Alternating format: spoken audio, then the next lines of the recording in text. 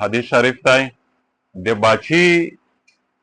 پیدایش نه وروسته فورا شی او کیڼ غوږ ته اذان ورکول. حدیث شریف شریمی اذن رسول الله صلی الله علیه رافی چې مو رسول الله صلی الله علیه وسلم ولد اذن فی اذن حسن ابن علی حين ولدته فاطمه، یعنی چې کله حضرت حسن رضی الله عنه وضو نو دې غوږ ته رسول الله صلی الله علیه وسلم اذان ورکړی دی. اذان شی غوږ ته کیڼ غوږ ته دا سنت عمل دی چې کله بچی وشي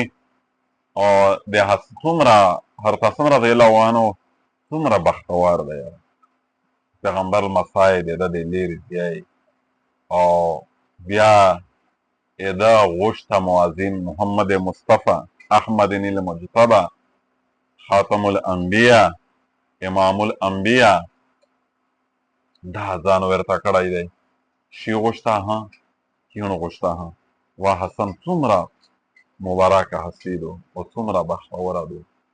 او کتابې لیکلي دي چې کله د کیم بچي غوږ ته اذان وشي پیدایش نه د وروسته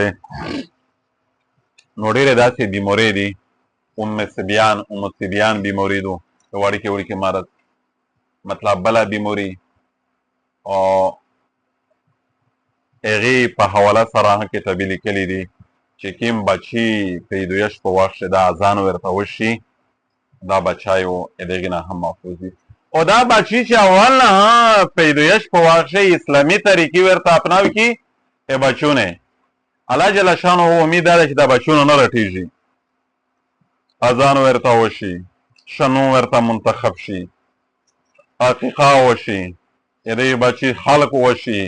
د دې بچي مور په بسم الله سره په نیکه طریقه سره هلته تای ورکوي، هغې لویول کوي. امید دا دی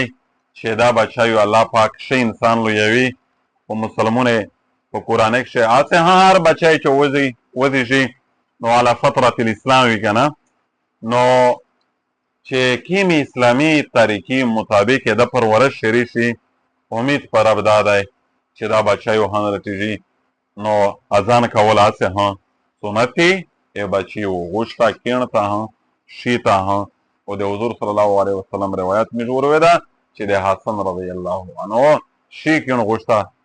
د خپل اذان وکړو.